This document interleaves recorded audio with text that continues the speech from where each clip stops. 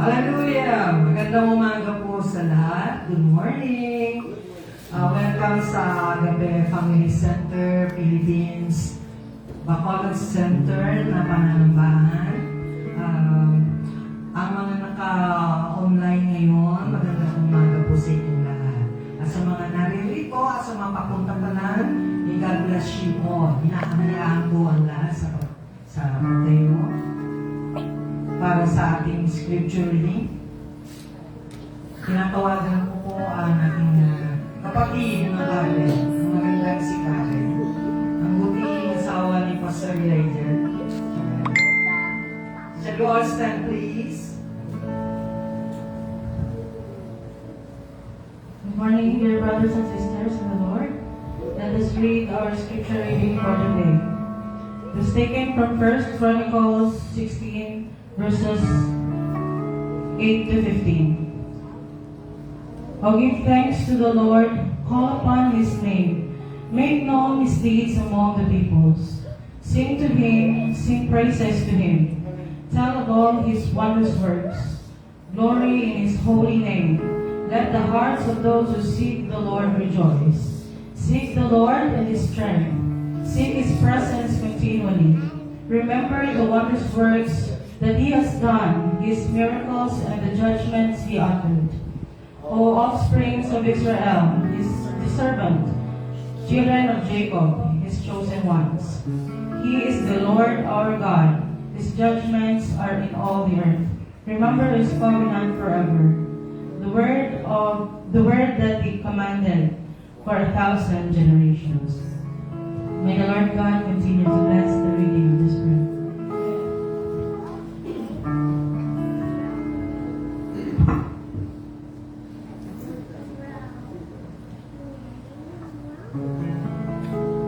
Let us pray. Let us come before the presence of the Lord this morning. Yes, Lord, as we come before your presence this morning, Lord God, we ask for forgiveness for all the sins that we have committed against you, Lord. Forgive us, Lord God, kung nakasala kami sa imo, sa pulong, sa buhat, ag sa unang-una. Cleanse us and sanctify us with the blood of Jesus Christ. Sanctify us by the Holy Spirit, Jesus. Yes, Lord, make us worthy to come before your throne of grace and mercy this morning, Lord God. Prepare our hearts and our minds as we worship this morning, Lord. Yes, Lord, we pray that you fill us with your presence. Fill this place with your presence, Lord God, so that we can worship you in spirit and in truth. Thank you, Jesus. Thank you for all the blessings that you have showered upon us the entire week. Yes, Lord, and today we are here to renew our commitment to you, Lord God. Help us, Lord, to be faithful to you, Lord, to love you more and more each day. We give you back all the praise and the glory. This we pray in Jesus' name. Amen. Amen. Maayong umaga liwan sa kanan. Magasimba kita sa Ginoo through singing praises to Him.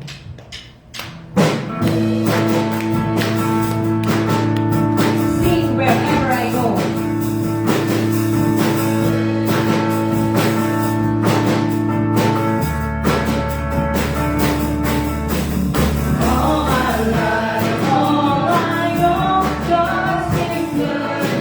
To my soul, mountain high, valley low, I'm gonna sing wherever I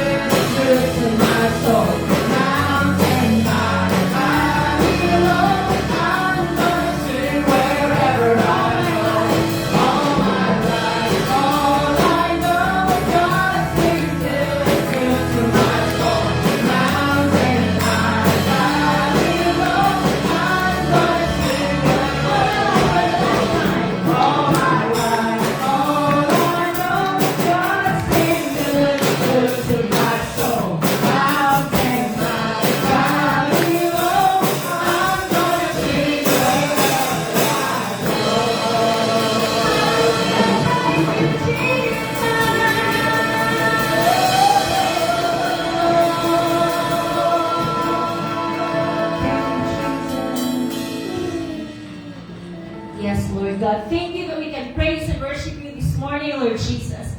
Indeed, our hearts are happy, our hearts are full. Whenever we worship you, Lord Jesus, whenever we praise your name, Lord, dalayawan ka di Ginoo, tapos ikaw ang makabatong sa kananamon nga pagdayaw sa sining aga, Ginoo. Salamat, salamat sa iyong katutong kagaayo sa aming Ginoo. Thank you, Jesus.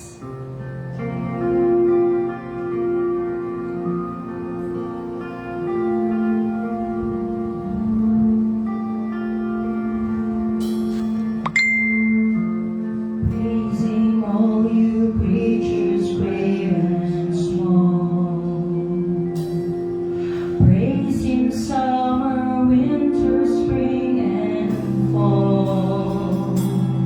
Howling winds, rushing streams, blowing hills, and flashing seas. Lift your voice and worship your Creator. This is a new song. Let us start from the beginning. Praise him.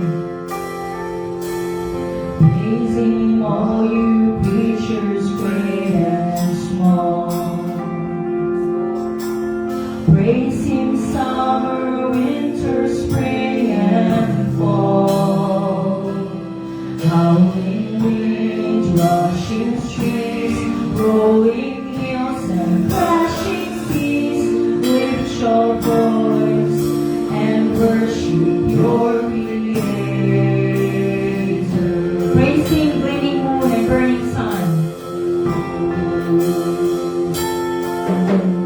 Praise him, gleaming moon and burning sun.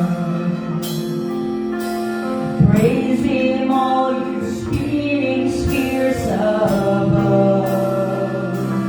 Shining stars,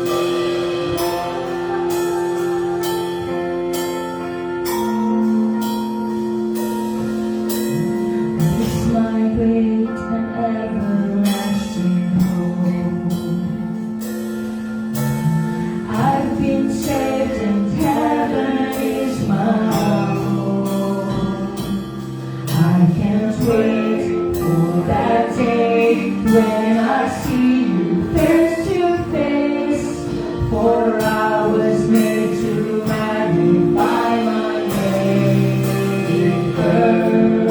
Yes, I was made to walk beside my Savior. I'm created to worship my Creator.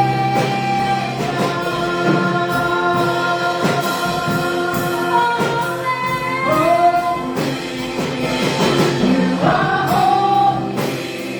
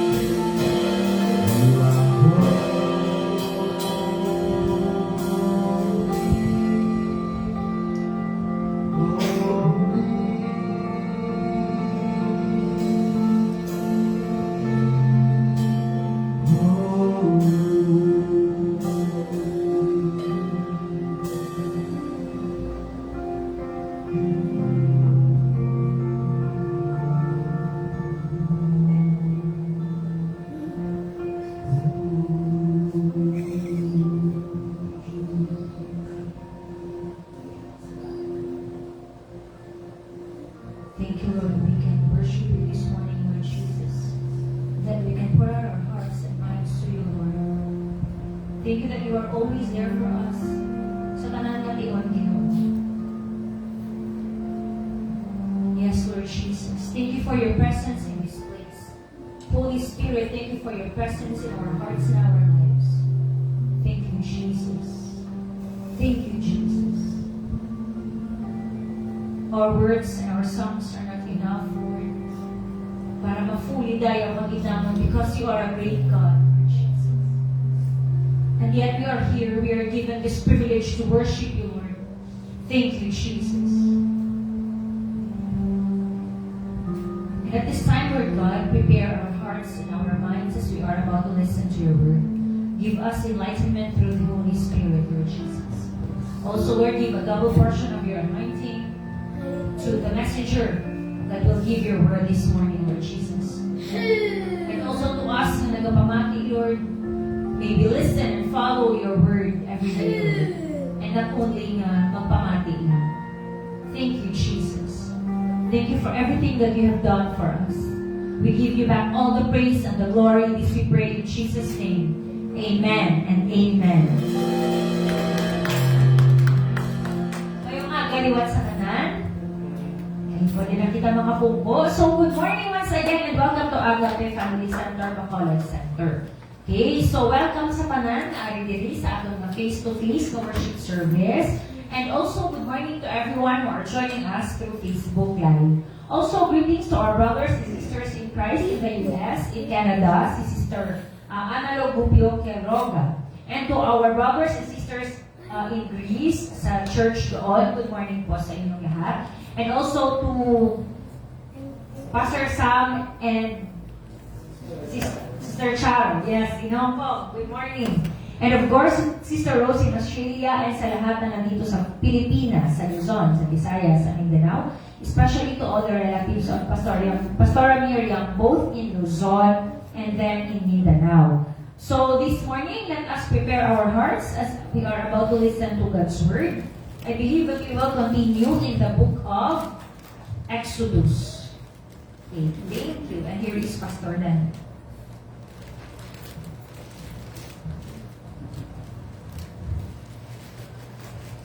Good morning to everyone. Magandang umaga. Palapakan natin ang Panginoon. Please clap our hands to our Creator. He's worthy of praise. Amen? Hallelujah. Praise God. Napakagandang feeling, no? It's such a wonderful feeling to praise and worship the Lord. At narinig ko palagi si Pastor Gani when he said yung naiinggit ka sa ibang mga Christians. Actually, ako naiinggit ako sa mga Christians na nauna na nandun na sa langit. They are already enjoying the presence of God, His presence. Hallelujah. Kasi when we praise and worship the Lord, it's just a preview. Parang, tikim lang. Papatikim lang. Kung ano yung magiging buhay natin someday. Imagine, forever. Pero doon sa langit, hindi tayo magugutom, hindi tayo mapapagod. So, hindi tayo mapapaos. So, imagine mga worship leaders, yung mga singers, no? Actually, everyone in the worship team should be a worship leader. And lahat tayo, we are worshipers. Imagine, hindi tayo mapapaos, hindi tayo mapapagod, but we can just, we have freedom to worship God, no? And just sing to Him for all eternity. I believe last Sunday, na nakabigay ako ng illustration how long, ano ba kahaba yung eternity. No? So, napakahaba. It's so long. Actually, doon sa langit, tawag natin doon is timeless. Kasi pag eternity, pag forever, sabi ng iba walang forever. Pero meron forever. Forever sa langit or forever sa impyerno. So, iisipin natin din yung kamaligtaran. Ha? Imagine forever, hindi na importante ang time. Dito, tapos, 10:44 na. So, ilan na lang na yan natitira sa akin na oras to preach. But in heaven, time doesn't matter. Because if you're thinking of eternity, forever, no, wala nang value ang oras someday. So, tayo na nasa Panginoon, we will really enjoy the presence of God forever. And napakagandang feeling niya. No? Timeless na talaga. Totoong timeless na. But anyway, nandito pa tayo sa earth, so meron pa tayong mission, at meron pang time. So, hindi tayo pwedeng matagal for now. No? But we just have that preview of the presence of God. Amen? So let's, magkita-kita tayo sa langit someday. That should be the goal of our lives. Amen? The end goal of our lives as Christians. Habang nandito tayo, meron pa mission, ibibigay ang Panginoon. Pero pag natapos na yan, tatawagin tayo ng Panginoon pauwi. Or siguro, 5 minutes from now, bumalik na si Lord. No? So goods din. No? In any case, in any way possible, it is still good because God is good. Amen. Amen. Hallelujah. Let's get back to the Bible. Yung ating series of messages. Nasimulan na natin noong January from Genesis. Ngayon nasa Exodus na tayo by God's grace. So, sa iba na yung nabasa pa lang sa Bible ay yung John 3:16. 3 libro na nabasa nyo. Nabasa nyo yung John, nabasa nyo na yung Genesis, ngayon nabasa nyo ng Exodus. Ang goal natin is by the middle of next year, maubos natin mula Genesis hanggang Revelation. So wala tayong absent, masasabi mo talaga sa ibang tao. Pag sinabi nila, Christian ka, nabasa mo na ba yung Bible from cover to cover? Yes, nabasa ko na yan. Amen? So, that is our goal. We have to be knowledgeable about God's Word. Hallelujah. So, magpapatuloy tayo sa Exodus chapter 6 to 15. No?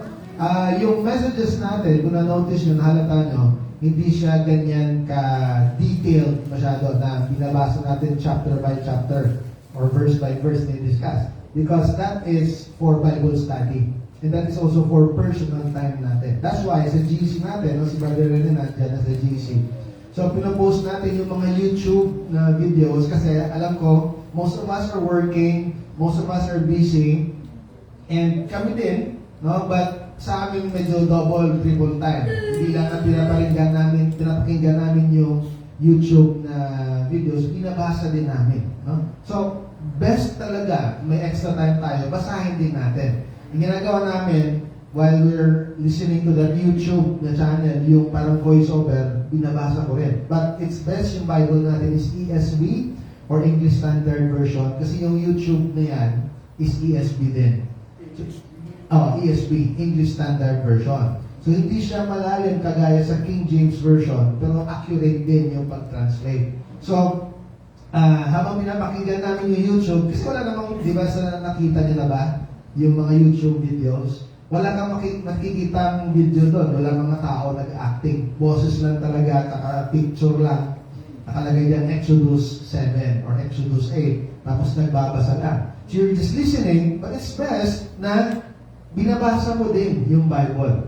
Okay? So habang pinapakinggan mo, basahin mo din para doble yung pasok sa iyo. Okay? So, na-analyze natin. So, it's best pag ganyan. Pero pag busy talaga, kahit na si Brother na nasa office niya, pwede yung, may internet lang, pwede mong pakinggan. Okay? Kaya nagugas kayo ng pinggan, nagluluto sa bahay, pwede yung pakinggan pa ulit-ulit. I think Exodus 6 to 15 is at least 15 minutes. Kapag pinakinggan nyo na tuloy-tuloy. Yung playlist na sinare ko sa GC, you can listen to that. And mamayang gabi, yung next naman na mga chapters ng Exodus. Okay?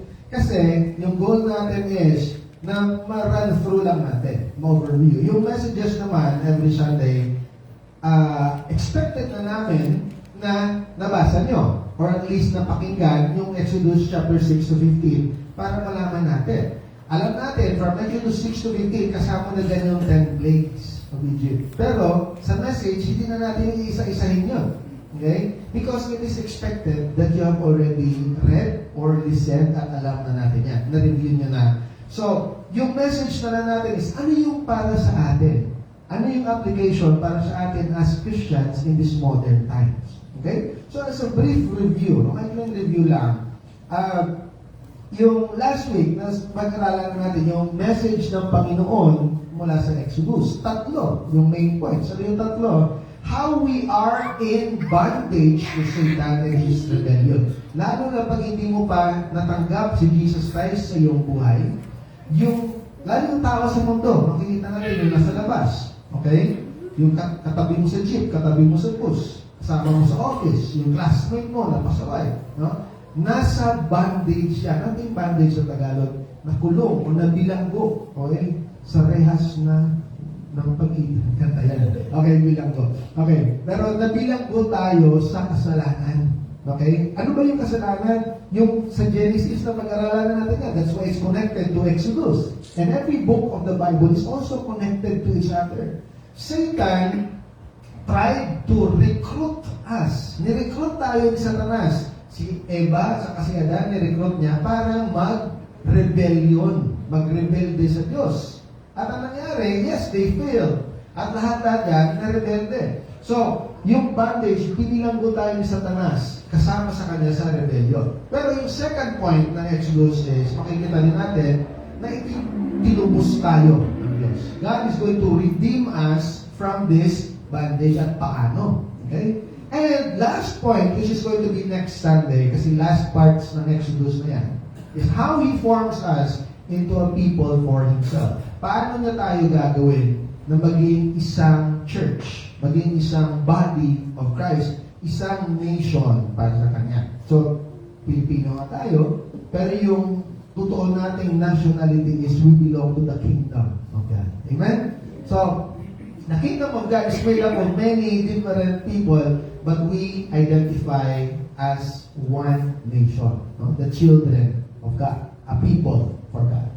Now, we discussed, a brief review now, we discussed how God shows in Exodus that we are in bondage to Satan and his rebellion. Yung nga sinabi ko kanina, yung first point. Last Sunday na pag-usapan natin yan.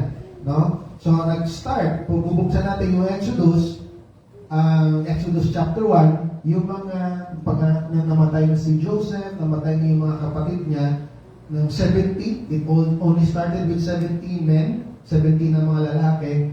Mula doon, how many years have passed? Dumami ng sobra-sobra. Yung mga Israelites, naging 2 million. According to different scholars, Bible scholars, naging 2 million. Kaya nga, yung nakalagay doon, exceedingly great. Kasi sa panahon nila, pag sinabi mo ng milyon-milyon, napakarami na niyan. Okay? So, napakarami nila. Natakot itong mga Egyptian. No? That's why Exodus opens with the description of Israel in bondage. Okay? So, ginawa silang mga slaves, mga alipin ng mga Egyptian. Kita natin sa Exodus chapter 1 verse 12.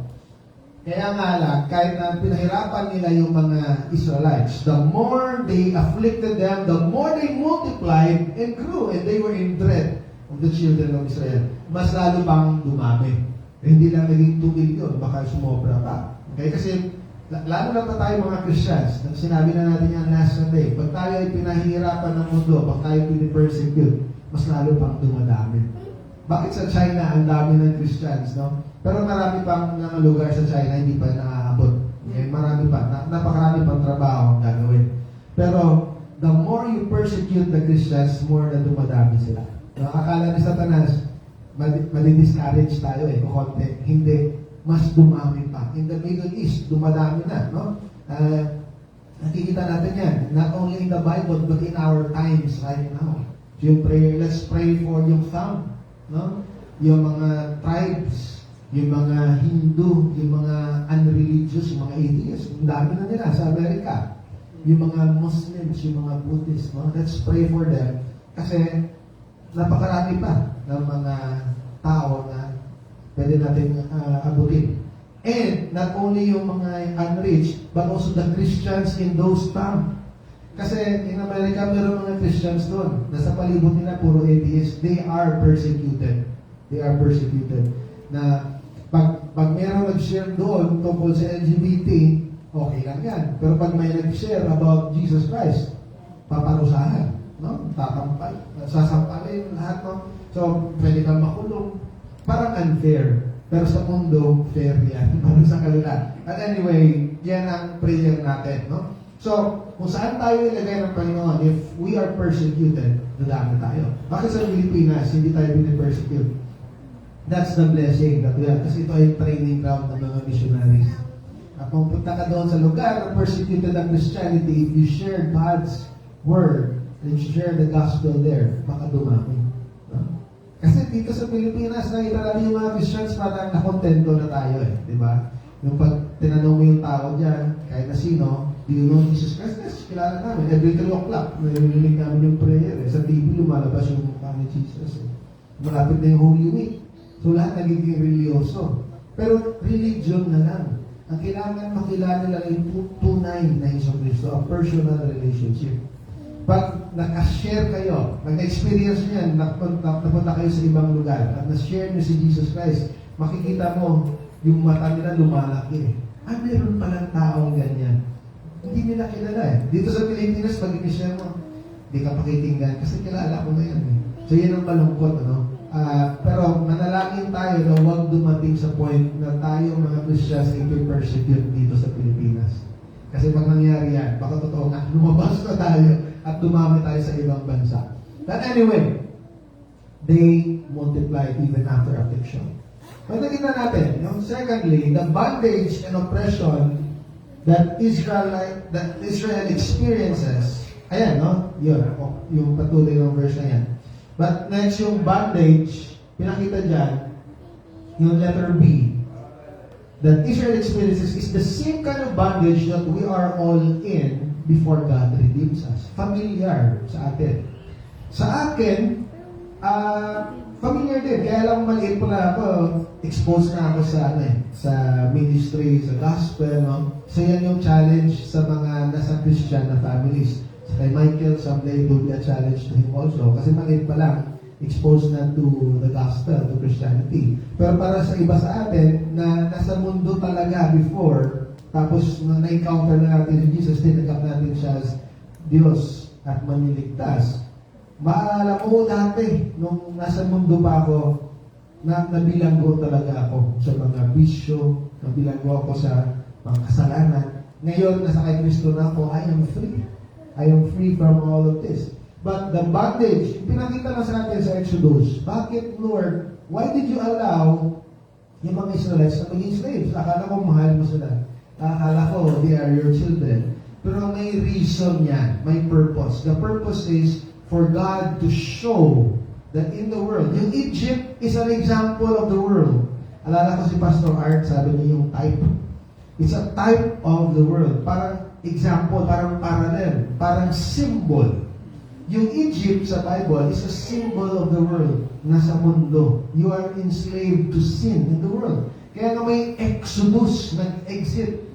Okay? Kailangan mag-exit tayo. Kasi hindi tayo citizen ng mundo na ito. We are citizens of God. We are citizens of heaven. Okay? So, they are enslaved to sin. Kaya nga, kailangan na may kalayaan. You have to be freed from sin in this world. So, makita natin si Pharaoh at saka yung mga Egyptians, mga ahente ni Satanas. They are agents of Satan in the rebellion that Satan started against God in the Garden of Eden. Okay? Yung unang agent, alagad. Ang mga alagad ni Satanas, yung serpent, yung ahas. Yung mga next na alagad ay si Pharaoh at saka yung Egyptians. Okay? So, yan ang gusto talaga ni Satanas na tayo ay rebelde sa Diyos. Kakalabanan natin ng Diyos. Gusto ni Satanas na sumama tayo sa Kanya. At ayaw niya nang bumalik tayo sa Panginoon. Kaya lang, ngayon, nasa Panginoon na tayo. Nakabalik tayo. So, galit si Satanas. Kaya nga galit siya tayo. Galit siya sa atin. Okay, galit siya sa atin. Okay.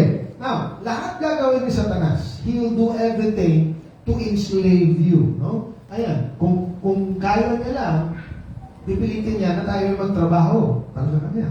Notice nyo, mahal na. No? Kahapon yata, narinig ko sa kapitbahay namin sinabi, mahal ng baboy ngayon, 100 plus na per kilo. 410 per kilo. Bibili na lang ako ng load ng course. Hindi. Ang lesson dyan, magtanim. Mag-alaga na tayo ng baboy. Sana yung baboy, tinatanim lang. Ano? Mag-alaga tayo ng baboy. Mahal pa yan. 400 per kilo. So, halataan nyo, medyo mahal na. Parang pumupunta na tayo sa Revelation. Maya-maya, isang sako ng gold, isang tinapay lang. Yan. Papunta na tayo dyan.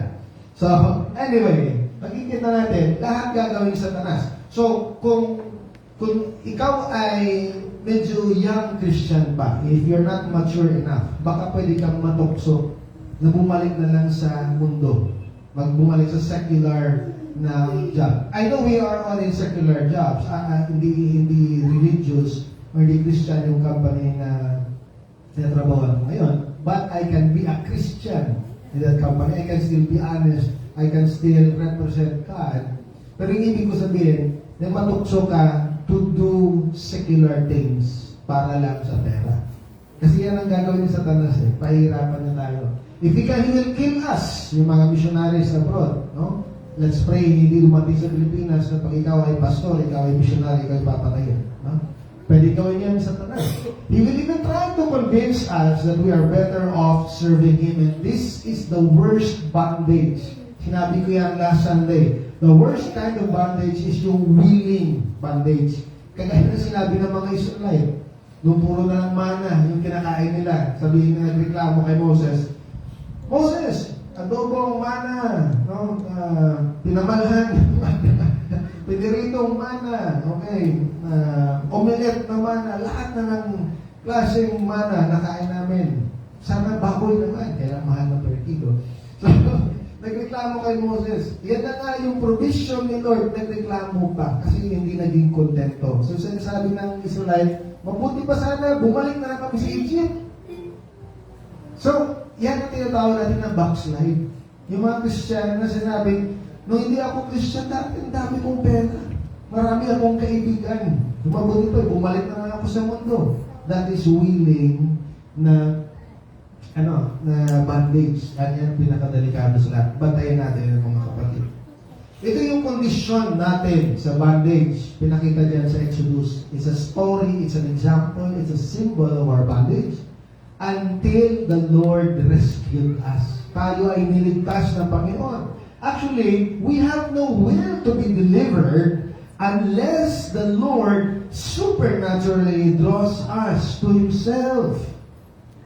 Kaya nagtatanong ka yung mga tao sa mundo, nakikita naman nila kaming mga Christian. We are happy kahit na katamtaman lang, kahit mahirap kami, pero kami ay maligaya. May mga problema, but you're still, bakit hindi nila makita yan? Bakit hindi nila ma-realize na yung buhay Kristiyano ay the best? Okay? Kaya yung kanta ng mga bata, with Christ in my vessel, I can smile through the storm. Kaya yung mga bagyo yung buhay natin, home lang tayo yapon, no? Pangiti-ngiti lang tayo. Hindi nila makita yan kasi hindi binuksan ng Panginoon ang kanilang mata. They are still in bondage. We are all blessed. Lahat tayo na nakaupo dito ngayon, and even those who are joining us online and who will be listening to this later as a review. We are all blessed kasi tinawag tayo ng Panginoon, and He called each and every one of us by name. Hindi na yung Panginoon nagpumili lang, parang loto lang naman yung ping-pong balls na random numbers. Hindi. Pinili ka talaga ng Panginoon. Pinili yan, no? Kenji Madalag. Alam yung pangalan mo, pinili ka talaga eh. Isa-isa tayo. Pinili tayo ng Diyos at binuksan niya yung mata natin at nandito na tayo ngayon. We are all blessed because we are here. We have no will to be delivered kasi yung tao sa mundo, magpapatuloy na lang yan sa kanyang kasalanan. Naalipin na siya eh. Nabilanggo na siya. Walang hope, hopeless. Pero tayo, pinili tayo ng Diyos. Sabi nga ni Jesus, in John 6 verse 44, no one can come to me unless the Father who sent me draws him and I will raise him up at that day. Sana ma-realize natin ito mga kapatid, that you really are blessed. Sabi ni Jesus mismo na sabi, walang isa makakapunta sa Ama kung hindi siya tinawag ng Ama unless He draws him to me. And that is a blessing na pinakita ng Panginoon para sa atin. Diyan na makita natin sa Exodus. Ang Panginoon ang gumawa ng paraan para na makalabas sila sa Egypt. Okay? And it is the next point, actually yung second point last Sunday. How God redeems us. Yung second point yan. How God is the Lord who redeems us from bondage. Paano niya tayo tinubos? Mula sa palawan ng Pontiac. Kasi tayo ay naiprenda. Okay? Makita natin yung commitment. Commitment. Now, committed talaga ng Panginoon. His unwavering commitment to His people. So, huwag natin iisipin na natutulog ng Diyos. Huwag natin iisipin na kalimutan tayo ng Diyos. Kasi He is committed to us. Yung tinatawag nila Roman handshake. Alam niyo ba yan? Yung Roman handshake. Pastor Camilo. Camilo. Yung regular na handshake, ganito, dyan ka, Pastor Paroy. Yan. Ito yung regular na handshake. No? Regular handshake yan. Yung Roman handshake, iba. Ganito. Yan ang Roman handshake. Kasi ang mangyayari, huwag mong bitiwan, Pastor, ha? Example, si Pastor Angelo si God. Tapos ako ay Christian. Tapos kung ako ay mag-backslide, nandyan pa rin, hawak ka pa rin ng Panginoon. Hindi ka bibitawan ng Diyos. Take it, Pastor. Yan ang commitment ng Panginoon. That's the Roman handshake. Magandang illustration yan. At minsan, ako din, hindi ako exempted yan. Kasi may panahon din na nakalimutan pa rin ng Panginoon na humingin ako ng patawad sa Kanya. Minsan, pag binitawan natin ng Panginoon, akala natin, wala na. Pero nandyan pa rin siya. Lagi siyang nandyan. And that is the commitment of God. No? At makita ng dalawang paraan yung commitment niya. No? His compassion on His people when He sees them struggling under the bondage of Egypt. Hindi bulag ang Diyos. Narinig, hindi din siya bingi sa mga iyak ng kanyang mga anak. He heard the cries of the Israelites when they were being tortured, when they were being under bondage by the Egyptians. No? So, and the second, He remembers the promise. Naalala niya. Okay? Hindi makalimutin ang Diyos. Naalala niya yung pangako niya sa kay Abraham, kay Isaac, at sa kay Jacob. At ngayong araw na ito, this Sunday, we're going to continue with the second message of that God has for us in Exodus, that God is the Lord who redeems us from bondage. No? He tells us plainly that it is His intention to reveal that He is the Lord. Yung unang point this Sunday. No? Papakilala niya yung sarili niya. He's going to show who He is. In Exodus 6, verses 2 to 6, na-mention na ng Panginoon, nagpakilala siya sa kay Abraham, sa kay Isaac, sa kay Jacob, pero hindi niya nakilala yung pangalan ng Diyos. Sino ba yung pangalan talaga ng Diyos? Okay? So, yung pangalan ng Diyos, yung Lord, okay? Yan, basahin natin. God spoke to Moses and said to him, I am the Lord. Notice na naka-bold yan, ha? L-O-R-D, capital letters. Mamaya, explain ko yan. Yan yung pangalan niya. I am the Lord. Pero English translation lang yan. Hindi pa yan yung tunay niya talaga pangalan. I appeared to Abraham, to Isaac, and to Jacob as God Almighty. Napakita ko sa kanila bilang Diyos. No? Na pinaka sa lahat ng pinaka. God Almighty. But by my name, Lord, I was not known to them. I have also established my covenant with them to give them the land of Canaan, the land of their pilgrimage, in which they were strangers. Okay, now, yung Lord na yan, actually, ang original talaga niyan, patuloy natin, sorry, mayroon pa pala. And I have also heard the groaning of the children of Israel, whom the Egyptians keep in bondage, and I have remembered my covenant. Therefore, say to the children of Israel, I am the Lord. I will bring you out from under the burdens of the Egyptians. I will rescue you from their bondage, and I will redeem you with an outstretched arm and with great judgment. Napakaganda.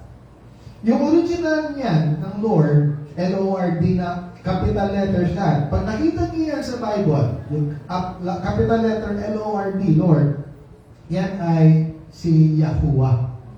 Actually, yung Yahuwah, hindi pa nga tama yan Kasi yung totoo niyan ay Y-H-W-H. Kung isusulat niyo yan, YHWH, yan ang pangalan ng ating Diyos. Okay? Kung babasahin, yung iba, sabi nila Yahweh. Okay? Yung iba naman, mali din yung pagka-pronounce, ginawa Jehovah. Actually, mali. Kasi walang J sa Bible. Okay? Walang J sa original na Aramaic. So, Yehuwah or Yahuwah. Okay? Mas tama. Ang Yahuwah, kaya lang, nung ginawa nilang English, ang ibig sabihin ng Yahuwah is Lord. Panginoon. Okay? He is Lord. Siya ang lahat-lahat. He is the owner of everything. Pag sinabi mo ang Lord, Master. Okay? At yung Yahuwah is also the same as I am. Nung sinabi ng Diyos na I am, ang ibig sabihin is Lord or Yahuwah. Same thing. Ibig sabihin, walang may gumawa sa Kanya. He is uncreated. Tayo, meron gumawa sa atin. Yung punong kahoy na nakita natin, yung dagat, yung clouds, yung sky, yung rainbow, yung araw, may gumawa niya, may manlilikha. Ang tanong, sinong gumawa sa manlilikha? Wala. Walang gumawa sa Kanya. Kasi, I am. Ako. Yan ang sinabi ng Diyos. Walang may gumawa sa akin. Ibig sabihin, siya ang pinaka-malakas sa lahat. Siya ang pinaka sa lahat ng pinaka. Okay? Sa Kanya nanggaling lahat. Yan sinabi niya. Self-existing, uncreated. Okay? Now, makikita natin yan, no? In Exodus chapter 3, verse 14, no? If you go back to that, no? Nung last Sunday, nakita natin dyan, no? Si Moses, nakita niya yung burning bush. Yung sinabi niya, God said to Moses, I am who I am. Kasi tinanong ni Moses, sino ka? No? And he said, thus you shall say to the children of Israel, I am has sent me to you. So yan ang ibig sabihin ng Yahuwah or Yahweh. Okay na lang din. Pero mas accurate daw, sabi ng mga scholars, Yahuwah. Okay? Kung isa-isayin mo yan yung mga letters, Yod, He, Wa, He. Okay? Or Ha, sa Yahuwah. Pwede na lang din. Okay? Y-H-W-H. Ibig sabihin yan, He is unique. Unique. Wala nang iba na katulad niya. Kaya nga pag sinabi natin yung kata na wala kang katulad o Diyos. Totoo yan. Totoo talaga. Wala siyang katulad. There is no one who is like God. He is self-existing. He is uncreated. Sinabi ng Diyos niyan, kay Moses yung pangalan niya. Kasi sa panahon, after ng flood, na kay Noah, naiba yung pangalan ng Diyos. Parang maraming gawa ng mga Diyos-Diyosan. Mga maliliit na Diyos. Yung small g na God. No? Small gods. Maraming false God. Kaya ito, pinakilala ng Diyos kung sino talaga ang tunay. The one true God. No? Napakarami ng mga Diyos. Maraming idols. Yung iba, gumawa sila ng mga baka, no? The calf gods. Ang iba naman, yung araw, ginawa nilang Diyos. Yung iba naman yung buwan, ginawa nilang Diyos. Yung mga lunar gods. Yung iba, yung mga leader nila, yung mga hari nila, ginawa nilang Diyos. Isa na dito yung mga Egyptian. Kasi para sa Egyptian, yung Pharaoh, yung kanilang king, ay Diyos. So walang may makaka-question sa desisyon ng Pharaoh kasi siya ay Diyos. He controls everything. Yung iba naman, yung mga demonyo, ginawa nilang Diyos. No? Sila ni Asmodeus, yung iba mga demonyo, kasi natakot sila. Nagpakita yung mga demonyo, so akala nila Diyos. Yung iba naman, yung mga ancestor nila, yung mga ancestor sa Tagalog, yung mga ninuno. Yan. Mga ninuno nila, ginawa nilang Diyos. Good morning. No? So, yung iba naman, yung malungkot, even in the religious side naman, yung mga naunang Christians, yung mga saints, mga santos, ginawa nilang Diyos. And actually, it's no different today. It's the same today. Napakaraming mga tao, yung gobyerno, yung Diyos nila. At mga Amerikano, grabe yung tiwala nila sa government. Very loyal to their president, to their government, na yung pride nila ay nasa flag, yung American flag. No?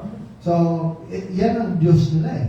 No? Yung malungkot, yung iba, yung Diyos nila si Allah, Diyos nila si Vishnu or si Shiva. No? At yung iba malungkot naman, kasi yung naging Diyos nila, yung mga may ibang Kristiyana na una na. Ginawa nila ng santo.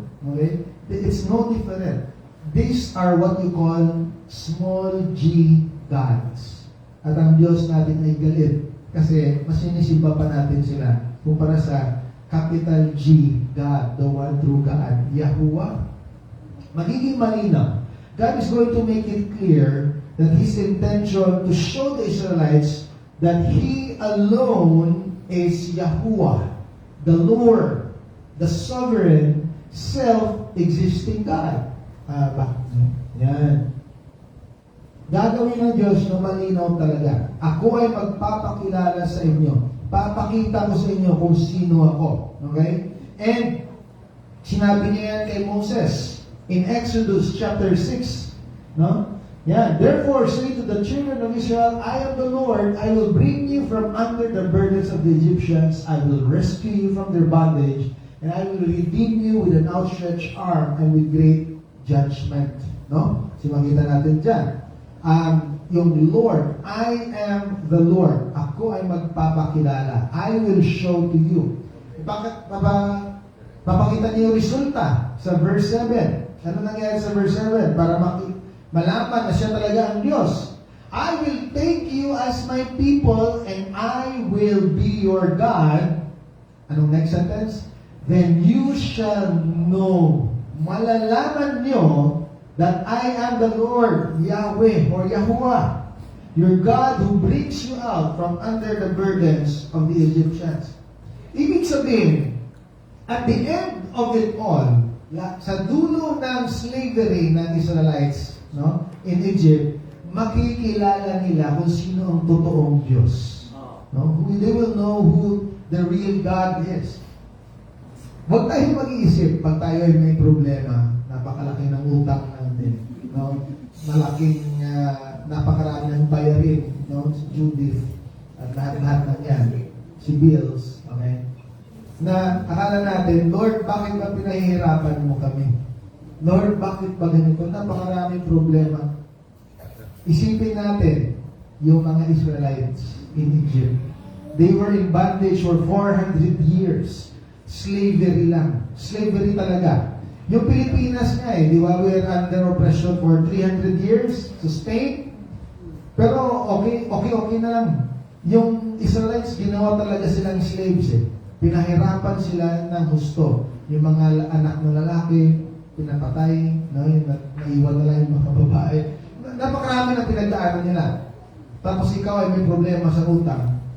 Akala mo, end of the world na. Pero sinabi dito, dahil naghihirap kayo ngayon, ang dahilan niya ay para makilala niyo kung sino ako. Bakit tayo may problema ngayon? Kasi sa dulo niya, tayo ililigtas ng Diyos. He's going to solve that problem. He's going to pay your utangs. Okay? Gagawa ang Diyos ng paraan para mabayaran natin yan. Pero at the end, masosolve ang problema. Hindi tayo pababayaan ng Diyos. At diyan masasabi mo, thank God, it's Friday. Salamat. No? Thank God na hindi thanks God. Okay, so salamat Diyos kasi ikaw ay totoo. Masasabi mo, totoo talaga ang Diyos. Dahil sa problema natin. Wala kang problema, makakalimutan mo pa ang Diyos. Di ba? Wala sa reality. Nakita natin, at the end of Moses' encounter with Pharaoh, at actually, when Moses encountered Pharaoh, napakarami ng pinagdaanan niya. No? Napakarami. Nagalit si Pharaoh, at anong nangyari? Mas pinahirapan niya pa yung mga Israelites. Ano yung trabaho ng Israelites? Gagawa sila ng bricks na yung gagawin sa mga building nila. So yung bricks, putik lang gagawin. Tapos yung straw, yung parang sa atin ngayon, semento at kabilya, yung steel bars, yung sa kanila ay hay or straw. Ang dagami, binibigay ng mga Egyptian yan. Sabi ni Pharaoh, dahil sa sinabi mo yan, Moses, pahirapan ko, hindi na ako magbibigay ng straw. Kayo nang bahala maghanap ng straw. So mas pinahirapan sila. Mas lumala pa yung problema. Pero sabi ng Panginoon, ang pinakadulo nito, ang pinaka-final outcome, ay makikilala nyo na ako si Yahuwah, the self-existing, sovereign God. At the end of the day, no, lahat ng 10 plagues, and even after na nahati yung Red Sea, no, makikilala nila kung sino ang Diyos nila. Amen? No? So God is showing us that the mighty, no, God also shows Pharaoh in Egypt, not only the Israelites, buong Egypt, makikilala nila kung sino ang Diyos natin. At yung Diyos ng Israelites sa Exodus, He is also our God. At hindi siya nagbabago, He's the same. He can still work miracles in our lives. And, napakita ng Diyos yung kapangyarihan niya. He is mighty enough to deliver us from bondage. Kung anong problema mo ngayon? Problema ko, Pastor, ano talaga minsan lumalabas na yung pagka-marites ko hindi ko mapigilan. No? Just offer it to the Lord. Unti-unting tatanggalin niya ng Diyos. Siya ay malakas. Kaya niya yan tanggalin, no? Ang bondage na yan. He can deliver us from bondage. No? So, makikita natin walang ni isa na katulad ang Diyos natin. He is unique. Wala siyang katulad talaga. And not only Israel, He also shows it to Pharaoh, to all Egypt, lahat ng events na nangyari. At alam natin yung kwento nung pumunta si Moses sa kay Pharaoh, malaking kasalanan yung ginawa ni Pharaoh. Anong sinabi niya in Exodus 5 verse 2? Sabi ni Moses, let my people go. Sabi ni Pharaoh, sagot ni Pharaoh, who is the Lord? Sino ba si Yahuwah? Si YHWH. That I should obey His voice to let Israel go. I do not know Yahuwah. Bakit sinasabi ko yun? Every time makikita niyo yung Lord na capital L-O-R-D, that is Yahuwah, YHWH. Hindi ko kilala si Yahuwah. At hindi ko din kayo bibigyan ng kalayaan. I will not let Israel go. That is not a thing you say to God. Kahit na hindi mo pa kilala ang Diyos, mali na sabihin mo yan. Kasi kung totoo talaga tunay yan, patay ng bata ka. Delikado yan. At ayaw mo maging kalaban ng Diyos. And Pharaoh is going to find out the hard way. Malalaman niya ni Pharaoh na kailangan talaga sundin mo si Yahuwah. So you have to follow God. Makikita natin yung resulta mamaya. Sabi ng Panginoon sa kay Moses, ang kaluwalhatian, yung glory, ay ibibigay sa akin. God will be glorified in the eyes of the Egyptians. At ang mga Egyptians mismo, makikita nila na siya ang tunay na Diyos, the one true God. Papaliwanag ng Diyos yan sa kay Moses sa Exodus chapter 7. Yan. Exodus chapter 7 verse 4 to 5.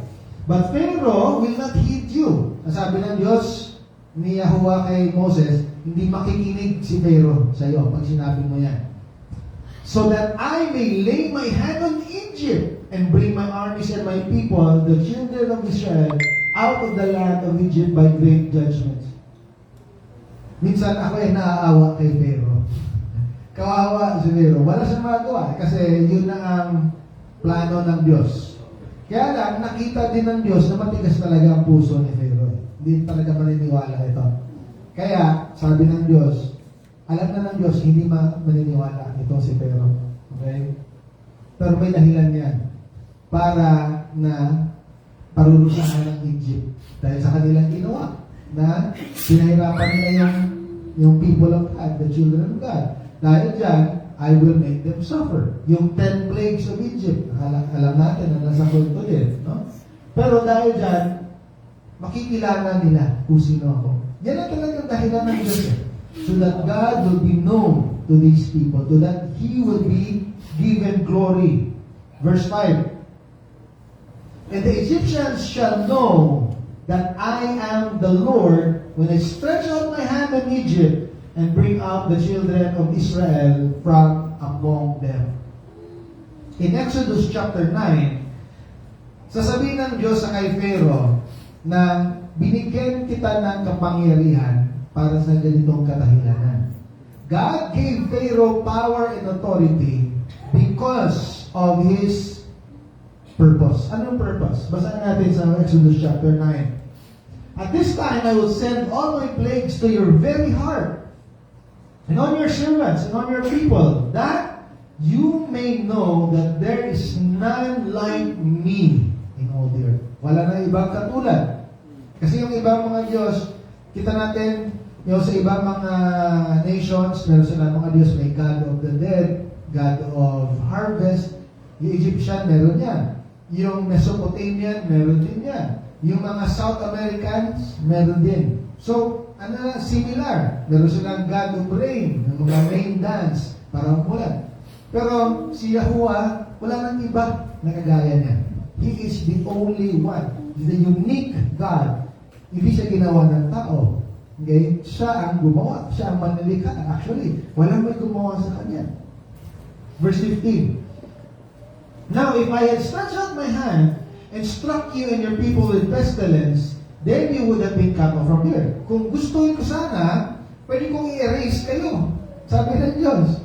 Yan sa verse 15. Pero sabi niya sa verse 16, but indeed, for this purpose, I have raised you up. Ito yung dahilan na bakit ko kayo pinalakas as a nation, as a country. Masyadong malakas yung Egypt eh. Kita natin yung mga pyramids, yung glory of Egypt hanggang ngayon. Thousands of years after, nandyan pa rin. Pero may dahilan yan. I raised you up that I may show my power in you and that my name may be declared in all the earth. Bakit yung ibang Christians ay may cancer? Para mag-glorify si Lord. Pag pinagaling.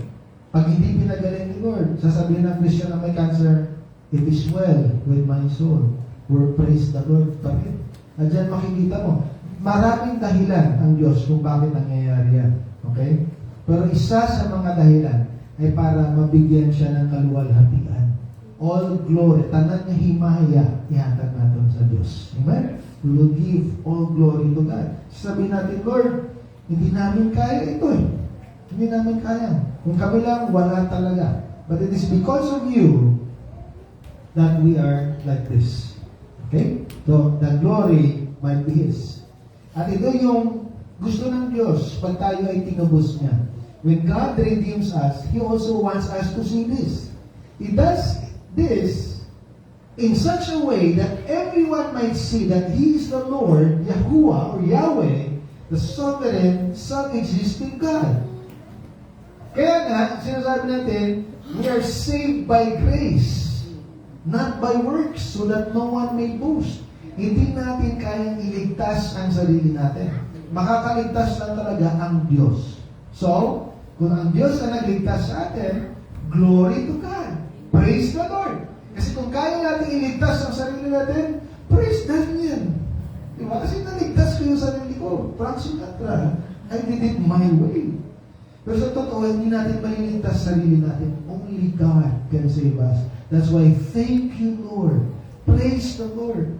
Every time we sing the Lord, every time we pray, no? Every time we worship God, we give glory to God because it is all Him. No? Wala ni isa sa atin. It is all because of God. No? And this is also the reason why malakas si Satanas. Bakit malakas si Satanas? Why is Satan powerful? In this world, at least in this world. Para ang Diyos ang mabigyan ng kaluwalhatian. When God takes down Satan, we will say, God is great, God is strong. Kaya kung malakas si Satanas sa mundo na ito, wala pa rin siyang binatbat sa Diyos natin. Amen? He is still the greatest. And this is how God, for His glory, displays Himself to all of creation. Okay? When we are rescued from our bondage to sin, from bondage to Satan, and from bondage to the world, we should praise the Lord because of this. Okay? Pag nakita natin yung iba na naligtas, pag meron isang naligtas at bumalik sa Diyos, glory to God. Hindi yan dahil sa iyo na nag-share ng gospel sa Kanya. Dahil yan sa Diyos. Amen? No? So, we should give God all the glory. And at the last day, every knee should bow. You know, Philippians 2 verse 10 to 11. those in heaven, those on earth, lahat ng tuhod, okay, ay luluhod sa harap ng Diyos. And even under the earth, kasama si Satanas. Hindi si Satanas, luluhod sa harap ng Diyos. Every tongue should confess that Jesus Christ is Lord to the glory of God the Father. Everyone, kahit yung mga kalaban mo, yung kumakontra sa iyo na dahil Christian ka, yung family members, yung ibang kapamilya mo, yung mga paryente mo, na ikaw ay tinatawanan dahil ikaw ay naging Christian, huwag tayong gumante sa kanila ngayon. Kasi yung gante ay nasa huli. It's at the very end. Pag nakita nila, someday in heaven, when the final judgment happens, lahat ay luluhod. Kahit yung mga atheist ay luluhod. Kahit yung mga kumakalaban kay Jesus, yung bumako sa kanya sa cross, sila ay luluhod. Ang tanong lang dyan, ano yung attitude mo habang lumuluhod ka? Ikaw ba ay umiiyak kasi ikaw ay nanghihinayang? O ikaw ay lumuluhod at sumasamba sa Diyos? Dalawa lang yan eh.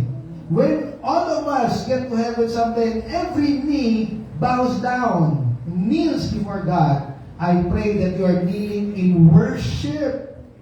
Amen? Kasi iba luluhod kasi walang choice eh. Umiiyak, Lord.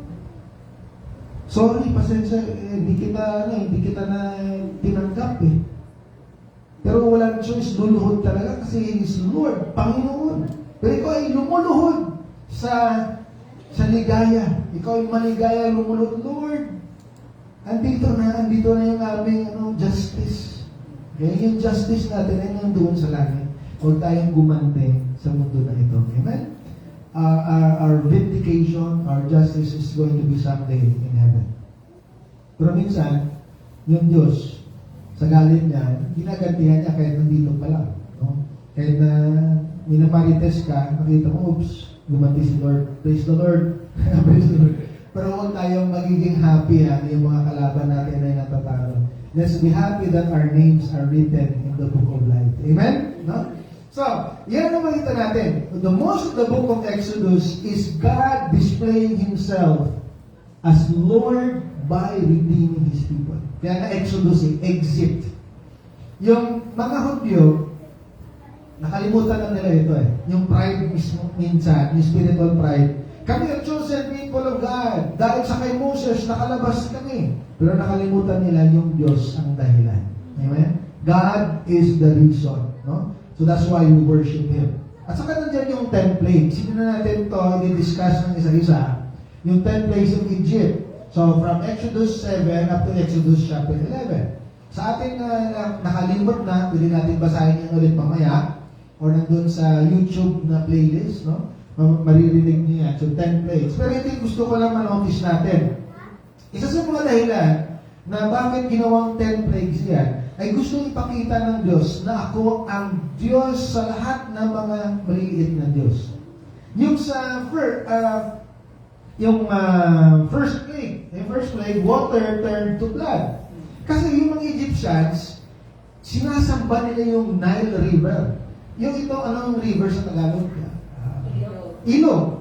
Yung ilog ng Nile, or Nile, yan ay Diyos para sa mga Egyptian. Bakit? Kasi yung nagdadala ng tubig sa kanilang mga crops, at yung mga crops ginagawa nilang pagkain. No? So yung sabi ng Diyos, gawin mo yan dugo. Ibig sabihin, yung Diyos niyo ng Nile ay sumusunod sa akin. Pag sinabi ko ang tubig ay magiging dugo, mangyayari yan. So pinapakita ng Diyos, He is all-powerful. That's the one true God.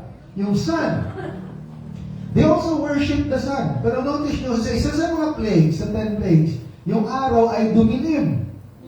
So nakita nyo ng mga Egyptian, ano yung Diyos natin na araw dumilim? Yung lakas pala ng Diyos ng mga Israel. So napapakilala ang Diyos na ako ito. Ako ay malakas. I am pinaka. Okay? And of course, they also worship Pharaoh. Di ba sabi ko kanina, yung king nila, yung Pharaoh nila, ay inisip nila na parang hari. Untouchable yan. Pero ano nangyari? Yung first son ni Pharaoh ay namatay. Nakita na, ay tao lang pala si Pharaoh. Hindi siya Diyos. So diyan, napakita ang Diyos that I am. I am. Ako talaga. Ako lang. Ako ang Diyos. Okay? So, That's what we see. Now, by the plagues, God shows that He has authority over all the idols of Egypt. Nile River, idol nila yun. Yung sun, idol nila yun. Yung Pharaoh, idol nila. Pero sino yung pinaka sa lahat? Ang Diyos pa rin. No? Now, yung mga Egypt, yung mga magicians ng Egypt, ginaya nila yung first three. Yung tubig naging dugo, sinunod din nila, ginaya din nila. Pero at the end, the third plague, sabi ng mga magicians ng Egypt, sabi nila, Exodus 8 verse 18, this is the finger of God. Ano talaga? Sabi ng mga magicians sa kay Pharaoh, pero hindi natin kaya to. Ito, totoong Diyos talaga ito eh. Sa amin, magic lang, no? Illusion lang, or magic lang ng mga demons. Pero ito, totoo talaga, no? At inamin nila dyan na ang si Yahuwah, He is really God Himself. No? Now, all along, as the plagues were enacted, yung 10 plagues, palagi pinupuntahan ni Moses si Pharaoh. Ano sinasabi ni Moses? Ulit-ulit, let my people go. Sabi niya ni Moses, 10 ulit sinabi ni Moses. Kaya lang, tigas talaga ng puso ni Pharaoh, ayaw talaga. Minsan, parang mag-give up na. No? Mag-uuna si Pharaoh. Kaya lang, pag malapit na, nagbabago yung isip niya. Nangihinayang siguro. Masisira ang ekonomiya ng Egypt pag wala na yung mga slaves ni Israel. Eh. So, kinakancel niya at the last minute. Yung parang mag-order ka na sa Shopee, nandyan na sa cart, no? Nasa cart mo na. Tapos, malaki pa. May bills pa. Cancel na yung order. Parang ganyan. Bibilin mo na sana eh. Papalayain niya na sana, kinakancel niya last minute. But his heart was hardened. Pinatigas talaga yung puso ni Pharaoh sa punto na parang kabubuhan na. Kasi pride na lang eh, yung iniiral. Kasi kung ikaw siguro yung assistant ni Pharaoh, parang sabi mo, sumbag mo. I-let go na. Sumbag ka na lang kita siguro. Palayain mo na, nasisira na tayo ay naghihirap na sa Egypt. Ilang tigas ng ulo eh. Kasi, yung nagpatigas ng ulo niya, yung pride niya niya. Ayaw magpatalo. And he acted on his own best interest, which is actually what sinners always do. Yung naninigarin yun ng tao sa mundo. Yung sinasabi, di ba nandiyan lang nasa pakete eh. May mga picture pa ngayong mga lungs na itim, yung mga babies na deformed na pinanganak, yung mga ipin, ito yung side effect ng nicotine. Nandiyan na nga sa pakete, pero ayaw pa rin, patuloy pa rin sa chain smoking. No? Bakit ganyan? Kahit alam mo, makakasira ng health mo, ginagawa mo pa rin.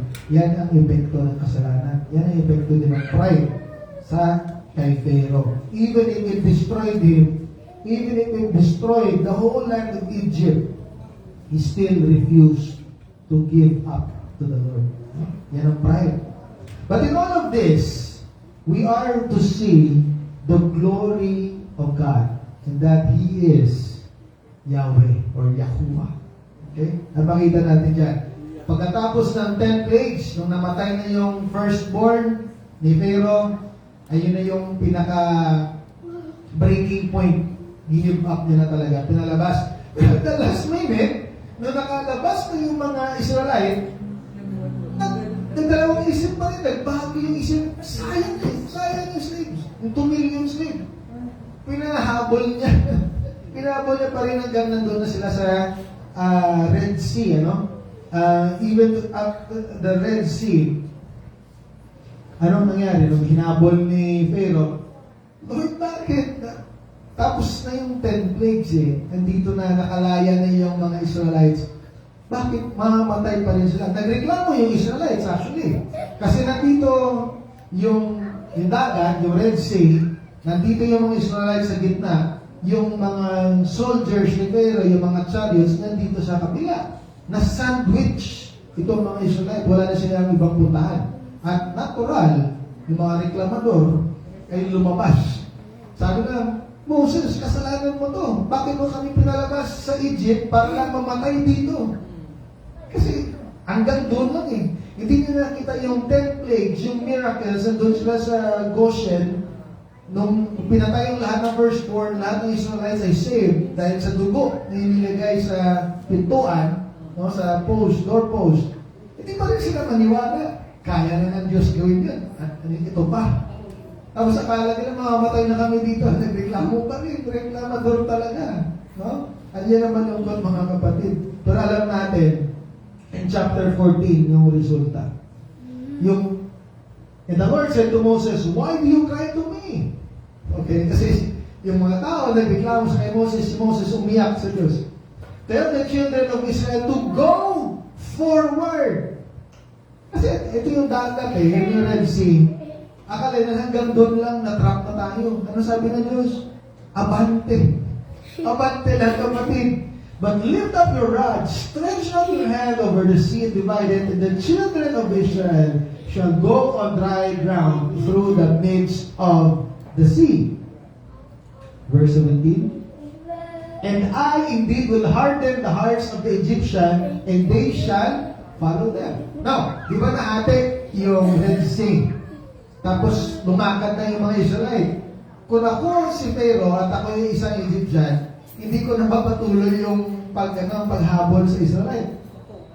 Kasi grabe, miracle yan eh. Ibig sabihin, ang Diyos tunay at siguro papalayain talaga sila. Pero nasabi sa 17, harden the hearts. Papatigasin talaga. Magiging war break talaga yung Egyptian. Papatayin. Susunod. At doon sila namatay. Alam natin yung kwento. Diba? Nakita natin yung movie. Nung sinunod nila, natiklop yung dagat at naubos yung army ni Pharaoh. I will gain honor over Pharaoh, over all his army, his chariots, his horsemen. Then the Egyptians shall know that I am the Lord when I have gained honor for myself over Pharaoh, his chariots, and his horsemen. Grabe. Lahat talaga ang dahilan ay para mabigyan ng glory ang Diyos. Sinunod nila. Matigas ulo nila. Sinunod talaga. At doon, yung naubos sila. Namatay sila. Yung purpose is that God might gain honor for Himself over Pharaoh. And the purpose is to reveal that God is the Lord. He is Yahuwah. At yan ang kailangan na makita natin. Kasi minsan, ako minsan guilty din dito. Lahat tayo guilty nito. Konting problema lang, akala natin hindi kaya ng Diyos. Wala na talaga makakasolve ng problema na ito. Wala na talaga pag-asa. At ikaw ay magre-reklamo, totoo ka ba Diyos? Delikado yan, mga kapatid. Walang imposible para sa ating Diyos. There are things, minsan inisip natin, mahirap to Lord. Imposible to Lord. Sa totoo lang, walang imposible para sa Diyos. God shows us that He is Lord and is going to redeem us from bondage to the world. And is going to show that at the end of it all, at the end of the day, the glory will belong to Him. Now, those of us who believe, respond as Israel did in Exodus 15. Sa atin na naniniwala, yung response natin ay kagaya sa Israel. In chapter 15. Ano sinabi? Sa 15, Then Moses and the children of Israel sang this song to the Lord and spoke, saying, I will sing to the Lord, for He has triumphed gloriously, the horse and its rider He has thrown to the sea. Kumanta sila. Verse 2, The Lord is my strength and my song. He has become my salvation. He is my God, and I will praise Him, my Father's God, and I will exalt Him. Ito yung response natin. Pag nabayaran yung utang, pag gumaling, nabayaran yung bills, praise the Lord. Amen. Huwag natin kalimutan na magpasalamat sa Diyos. Okay? Kagaya ng mga Israelites, dahil na nakalusot sila sa Red Sea at nakalabas sila sa Egypt, ang ending, they sang to the Lord. Yan ginagawa natin every Sunday, Before the message tayo nag-praise and worship. Yan ang dahilan talaga that we sing worship songs to God because He is good. Amen? Hindi niya tayo pababayaan. We always give thanks to God for everything. As a conclusion, we give thanks to God, especially na nandito tayo. Natupo tayo dito ngayon. Kayo ay nanonood online or nakikinig. The reason you are here is because God saved you. You did not save yourself. Tinawag ka ng Diyos. At lahat ng glory, lahat ng papuri, ay binibigay natin sa Diyos dahil dyan. Sa totoo lang, we have been free from our bondage. No? Because of God. Because we really are helpless. Kagaya ng Israelites, dati nung tayo ay sa mundo, na nasa mundo pa, wala tayong magagawa eh. Naalipin tayo. Gumagawa tayo ng bricks para sa Egyptians. And even today, yung mga tao sa mundo, wala silang choice. They are in the world. They are just trusting the government. They're trusting their idols, their gods. Until the Lord God Almighty delivers us, we are completely under the dominion of the world. But because God has saved us in Jesus Christ, we are delivered from bondage to Satan to serve God. Tayo ay nailigtas na ng Diyos. Next Sunday, yung last na point natin sa Exodus, yung pangatlo, na paano tayo gagawin ng Diyos sa isang nation. How God changed the lives of the Israelites and made them into a nation that is under God. So, ito yung ating pasasalamat sa Diyos kasi tayo ay niligtas ng Diyos. Tayo ay tinubos ng Diyos. He has delivered us from Satan and the world, and He's going to form us into a people of Himself. Let us pray.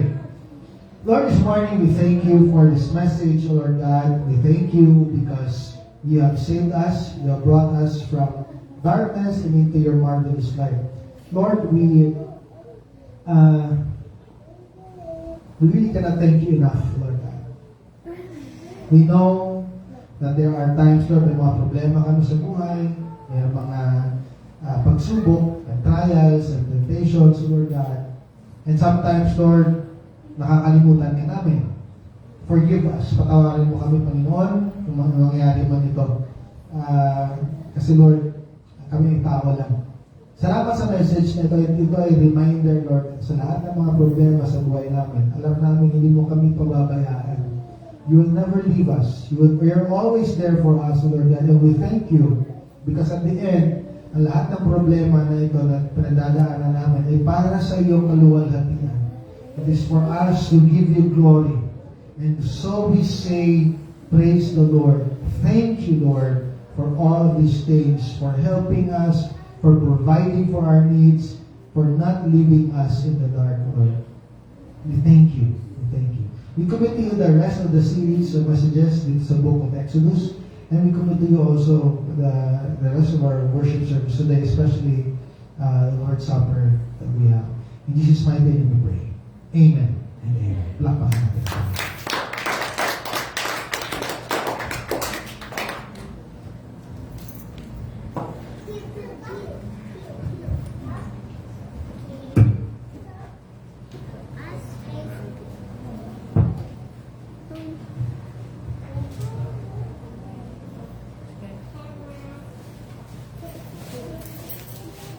Yeah. So, good morning everyone. AFC, PH Power. So right now, at this time, we would like to partake in communion together as we remember what our Lord Jesus has done for us on the cross. So, shall we all stand? And so during this time, we ask that you join us in praying this prayer that our Lord Jesus Christ had taught us to pray. Our Father, who art in heaven, hallowed be your name. Your kingdom come, your will be done on earth as it is in heaven. Give us this day our daily bread, and forgive us our trespasses, as we forgive those who trespass against us. And lead us not into temptation, but deliver us from evil. For yours is the kingdom, the power, and glory, now and forevermore. Amen. And now, may the leaders of AFCPH Bacolod, you may now serve the communion elements to the congregation. Please, yes, Lord God, thank you for this wonderful opportunity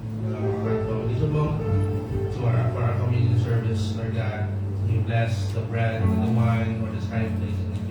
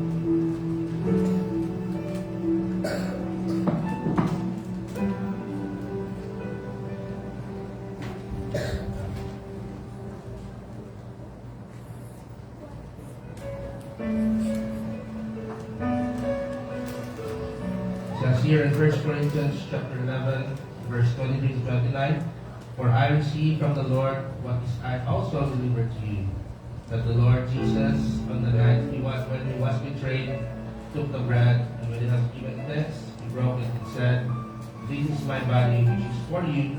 Do this in remembrance of me. And we all do it together, with the brothers and sisters.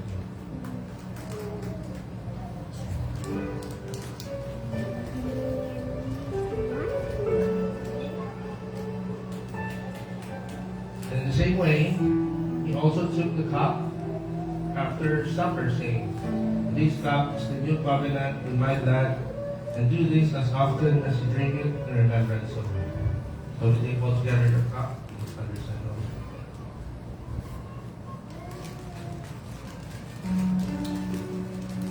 For as often as you eat this bread and drink the cup, you proclaim the Lord's death until he comes. So let us now reaffirm our faith by reciting the Apostles' Creed all together.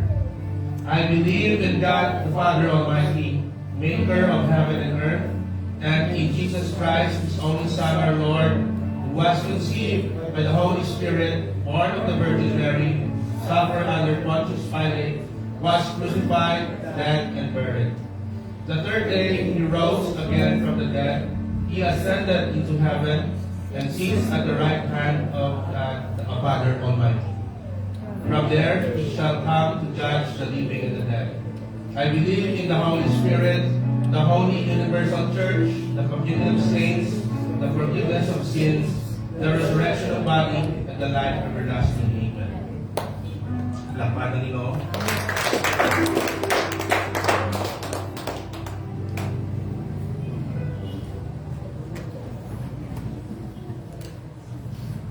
Magpungko na kita tanan. Salamat gid. Kabay pa na bless kita sa aton nga Lord's Supper or Communion sa siningahagan. Sa siningation, makaduna kita sa aton nga offering. Kag si Sky ang mahatag sang verse. Kag may special number man si Sky.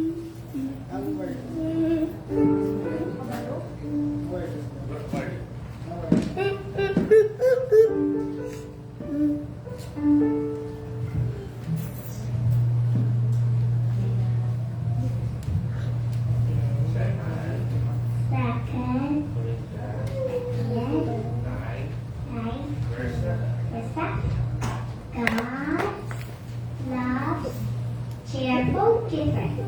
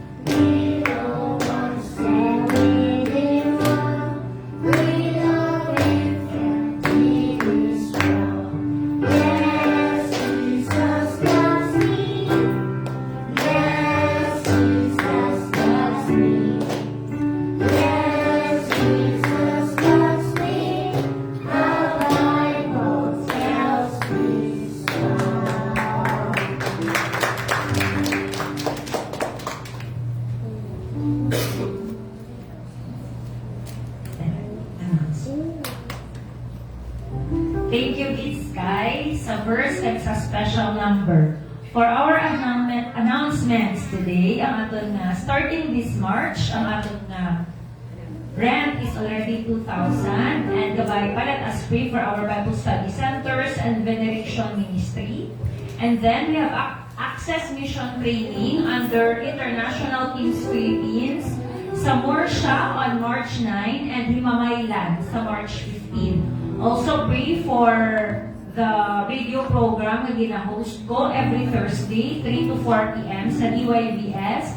Kung gagamit ka mo radyo, ara siya sa 12:33. Kung nag-aara ka mo sa Facebook, ara man siya sa Facebook Live. And then may ara kita program in support sa goals sa AFC Philippines, ang Each One Bring One. Pastor Daniel, pwede mo ma-explain ang road to 2000? Okay. May isa na program sa AFC PH. Bilang na Philippines na siya, may isang vision inatag, no? Sa ato niya senior pastors and to the whole ministry. Nga, malabot nato ang 3,000. Ang road to 3K na, kung natungtuman nyo, naka-message na rin si Pastor Ramel before, no, nga amo na ang goal na ginatag ni Lord sa ato. Bilog na yan Philippines. Pero, kung dali mo lang sa Bacolod, kaya na 2,000, so, why not? So, umala na ang iyang inatag sa ato. So, mas-start na siya sa each one, bring one, and then, one of these days, we might also start with small groups. So, masugod na siya, kada isa na ato. Madala lang, isa one lang every month. Okay, din na siya. So, amat-amat lang. Gamay lang ang goals na ito masugod. Okay. So, nasa may announcement pa din si Pastor Ramil. Nagpupuri mo ako nagpapasalamat sa Panginoon dahil last March 1, nagkaroon kami ng meeting ng with the International Care Ministries nang naaprubahan mo ang ating isaw tayo sa mga naaprubahan ng Transform Program Batch 3 wherein may 30 participants sa barangay 30 and 33 na naaprubahan ng kanilang application form na sila ho ay makaka-undergo ng values, livelihood, and medical mga mission.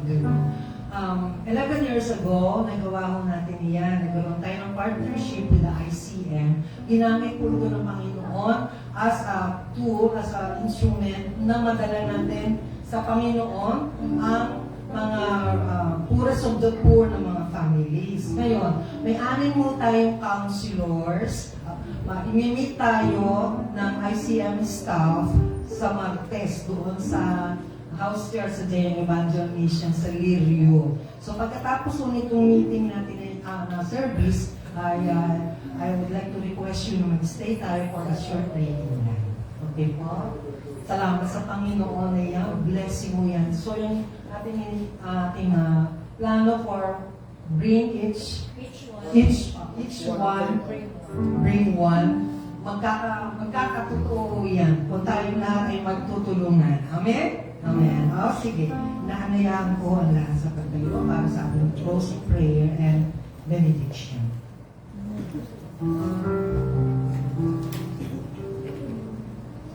Aming Diyos at aming Ama, Ikaw po ang aming Panginoon. Our Lord, our Yahuwah. Ikaw ay tunay na Diyos na aming Panginoon, walang katulad. Aming Diyos na laging matapat at kailanman ay hindi kami iiwan o pababayaan. Kami man po ay magkulang, kundi kailanman ay hindi ka magkukulang sa amin, sapagkat ikaw ang Diyos na aming pinupuri, sinasamba, minamahal ng walang katapusan. Hallelujah. Kailanman, Panginoon, Ikaw po ang aming kaligtasan. Pinalaya mo kami sa aming mga kasalanan. Hallelujah. Kaya nga, walang hanggang din ang aming pagpapasalamat, pagpupuri, pagsasamba sa iyo. Hanggang dumating ang panahon na kami, Panginoon, ay magkakasama doon sa langit habang buhay mo kami. Magpupuri, aawit, sasamba sa iyo. Hinihintay po namin, Panginoon, ang araw na iyan. Napakahirap na po na aming buhay dito sa mundo. Lagi po kaming nakakaranas ng mga bagay na sa amin po'y nagdudulot minsan ng mga kami po'y nagtatanong, Panginoon, naalaw mo ang mga bagay na kami nakakaranas ng mga problema. Ngunit ang aming kaligayahan, Panginoon, ay ang iyong promesa, ang iyong pangako, na ikaw ay laging nandyan, hindi ka kailanman natutulog. Ikaw ang aming Panginoon, Yahuwah, na magpo-provide, magbibigay ng aming lahat ng pangangailangan. Ikaw ang aming healer, the greatest healer, physician, sa oras na kami may karamdaman. Panginoon, salamat po. Hallelujah. Ang Panginoon, sa amin pong pag-iwalay sa oras nito, patuloy na kami iyong ingatan, patnubayan, bigyan ng makalangit na kaalaman o wisdom kung ano ang amin dapat gawin, mga bagay na mga makapagbibigay lamang, Panginoon, na kapulihan sa iyo. Tulungan mo po kami, Panginoon, at laging patnubayan. Maraming salamat sa iyong pagmamahal sa amin. The Lord bless thee and keep thee. The Lord make his face shine upon thee and be gracious unto thee. The Lord lift up his countenance upon thee and give thee peace. In Jesus' name we pray. Ang lahat ay magsabi ng Amen. Amen. Palakpakan sa amin.